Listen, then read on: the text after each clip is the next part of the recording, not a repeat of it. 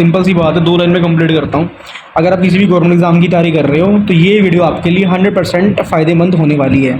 ठीक है, तो सबसे पहले मैं जीके कवर करवा रहा हूँ, उसके बाद हम रीजनिंग, मैथ्स भी करवाएंगे, इंग्लिश भी कवर करवाएंगे। तो आज हम बात करते हैं, हमने पंचवर्षीय योजना के हम बारे में बात कर रहे थे।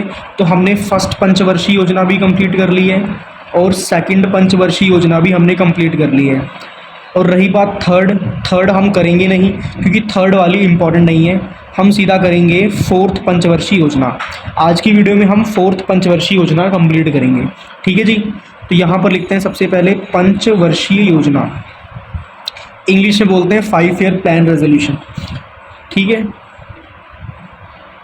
पंचवर्षीय योजना क्लियर है सभी को? तो पंचवर्षीय योजना आज हम करने वाले हैं, और मैंने बताया आज हम 4th नंबर की पंचवर्षीय योजना को प्रॉपरली तरीके से कंप्लीट कर लेंगे। चलो मैं आपको एक बात बताता हूँ, थर्ड वाली तो ज़रूरी है नहीं, बाकी अगर टाइम लगेगा तो मैं वीडियो के एंड में थर्ड करवा दूंगा, क्योंकि इंपॉर्टेंट नहीं है एग्ज़ाम के पॉइंट ऑफ व्यू से। ठीक है, तो इसीलिए आपको मैं ये नहीं करवा रहा हूँ। ठीक है जी, तो 4th पंचवर्षीय योजना के बारे में जानते हैं। सबसे पहले यहाँ पर मैं 4th पंचवर्षीय योजना लिख देता हूँ, दिख रहा है सभी को? तो ये कब स्टार्ट हुई थी? ये स्टार्ट हुई थी 1966 से लेके 1971 तक। क्लियर है सभी को? और इस योजना का नाम, ये योजना किस लिए थी वो हमें पता होना चाहिए। ये थी परिवार नियोजन योजना। कौन सी योजना थी? परिवार नियोजन योजना।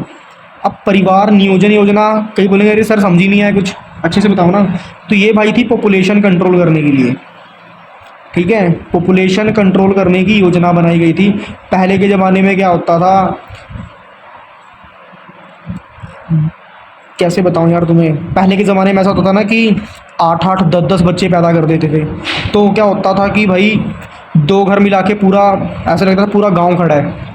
2 घरों को मिला के ऐसा लगता था कि इतने लोग होते थे ना उस 2 घरों में, ऐसा लगता था पूरे गांव के बराबर लोग इसी घर में रहते हैं। तो पॉपुलेशन कंट्रोल करने के लिए योजना बनाई गई थी। नहीं तो पहले के ज़माने में मतलब काम तगड़े ही कर देते थे, एक एक घर में 16-16 बच्चे होते थे, 20-20 बच्चे होते थे, तो बहुत ही ज़्यादा पॉपुलेशन बढ़ रही थी। तो सरकार ने बोला कि भाई इस पॉपुलेशन को रोकना पड़ेगा, नहीं तो हमारे देश में भुखमरी आ जाएगी। क्योंकि सीधी सी बात है, जो बंदा जिएगा उसको खाना तो चाहिए ना। अब फॉर एग्जांपल ये बंदा है, ये बंदा अगर जिएगा तो इसको फूड चाहिए, खाना चाहिए। तो खाना कहाँ से होगा जब ज़मीन ही हमारे पास उतनी है, बंदे ज़्यादा बन जाएंगे, फिर तो क्या होगा, फिर बंदा भूखा मरेगा। भूखे ना मरे बंदा, ठीक है, अच्छे से रह सके, इसलिए पॉपुलेशन कंट्रोल करने की योजना बनाई गई थी। लगी बात समझ में? तो इसका टारगेट कितना था? इसका टारगेट लिया था कि 5.6% हम कंट्रोल करेंगे। ठीक है जी, और इसे हमने अचीव कितना करा था ये भी हमें पता होना चाहिए।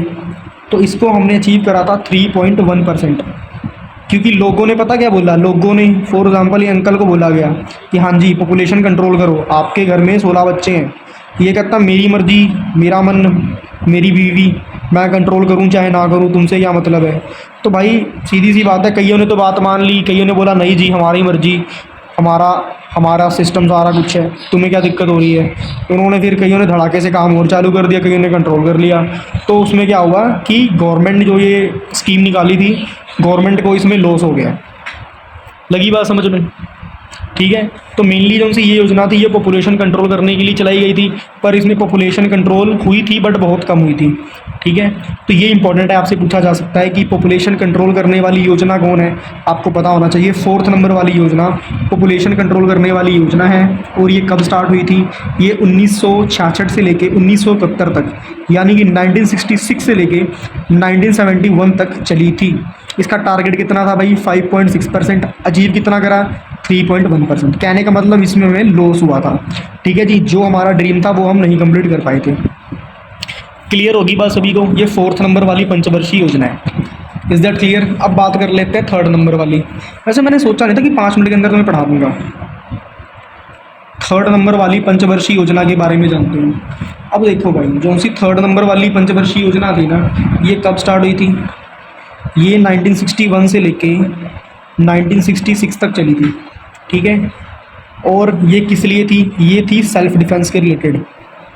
किसके रिलेटेड थी? सेल्फ डिपेंडेंट के रिलेटेड थी। सेल्फ डिपेंडेंट, सेल्फ जनरेटिव, ठीक है, generative economy, self dependent, self generative economy, ये आर है, ठीक है।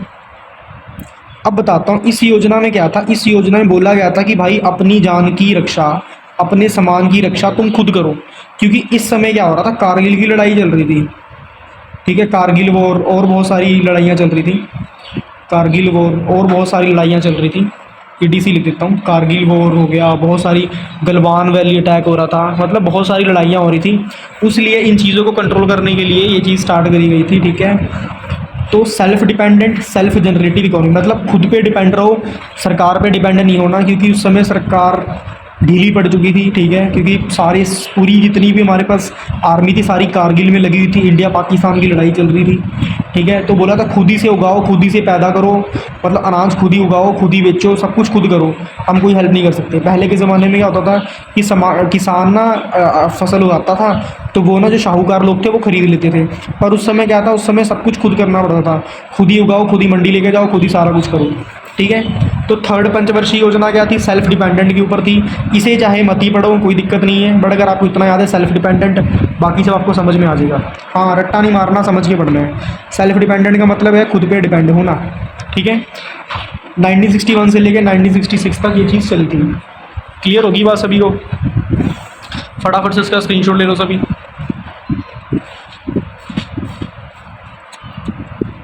आई होप ले लिया होगा। अब इसका स्क्रीनशॉट ले लो, ले लिया होगा, ओके। अगर आपको स्टैटिक जीके का कंप्लीट पेड नोट्स चाहिए तो आप हमसे कॉन्टैक्ट कर सकते हो। कॉन्टैक्ट नंबर है 6239093987, ठीक है जी। इसमें आपको कंप्लीट स्टैटिक जीके के हैंड रिटन नोट्स मिल जाएंगे, बीच इसमें माइंड मैप भी बना होगा, ठीक है। 750 रुपीज़ प्राइस है, 750 रुपये प्राइस है नोट्स का। अगर आप मेरे से स्टैटिक जीके के कंप्लीट नोट्स लेना चाहते हो तो आप इस नंबर पे आपने कॉल नहीं करना, सिंपल सा मैसेज करना है कि sir I am interested for taking your notes. Simple सी बात है, आपने मैसेज कर देना कि सर मैं आपसे नोट्स लेना चाहता हूँ, मैं आपसे कॉन्टैक्ट कर लूँगा, ठीक है। कोई फ़ोन ना करें, कृपया करके मैसेज करना सभी जने, जिसको भी चाहिए होगा। और वो नोट्स खुद मेरे हैंड रिटन है, टू द पॉइंट सारी चीज़ें लिखी गई हैं, वो आपके लिए काफ़ी काम आने वाला है, ठीक है जी। मिलते हैं नेक्स्ट वीडियो में, तब तक सभी को जय श्री राम और अपना ध्यान रखें। अच्छे से एक बार सभी देख लो, ठीक है। और जिसको थोड़ा बहुत समझ में नहीं आया होगा वो एक काम करना, एक बार इस वीडियो को दोबारा से देख लेना, आपके बहुत ज़्यादा काम आने वाला है। और आपको एक बात और बताना चाहता हूँ, ये पंचवर्षीय योजना पढ़ा रहा हूँ ना, ये हर बार every time repeated in exam, every time repeated in exams, हर बार एग्ज़ाम्स में पूछा जाता है। चाहे आप कोई भी एग्ज़ाम ले लो, चाहे आप ले लो SSC एग्ज़ाम, चाहे GD ले लो, चाहे MTS ले लो, चाहे CHSL ले लो, चाहे CGL ले लो, समझ रहे मेरी बात, चाहे आप RRB का एग्ज़ाम ले लो, NTPC ले लो, ALP ले लो, चाहे आप बैंक का एग्ज़ाम ले लो, PO एग्ज़ाम ले लो, ठीक है, क्लर्क ले लो, बहुत सारे। इवन कि आपको मैं बताना चाहता हूँ कि जो सा ये जो पंचवर्षीय योजना है ना, ये इंडिया का सबसे toughest exam UPSC civil services में भी पूछा जाता है। UPSC सिविल सर्विसेज के प्रीलिम्स में भी है, ठीक है। जो UPSC का जो प्रीलिम्स होता है ना, उसमें भी इससे क्वेश्चन आते हैं, समझ रहे मेरी बात आप? तो बिल्कुल भी हल्के में मत लेना, जो भी हल्के में लेगा वो खुद के लिए गड्ढा खोद रहा है, तो खुद के लिए गड्ढा मत खोदो, अच्छे से पढ़ाई कर लो, नंबर बढ़िया आ जाएंगे तो नौकरी मस्त मिल सकती है, ठीक है जी। और आपको बताना चाहता हूँ कि अगर आप नए हो तो चैनल को सब्सक्राइब कर लो, क्योंकि ऐसे चैनल आपको बहुत कम देखने को मिलेंगे जो आपको सिर्फ पढ़ाएंगे, ठीक है, बातें नहीं करेंगे आपसे। खैर थोड़ी बहुत बातें हैं, चलो हो ही जाती हैं। Till then good bye everybody, take care, अपना ध्यान रखें और चैनल को सब्सक्राइब कर लें।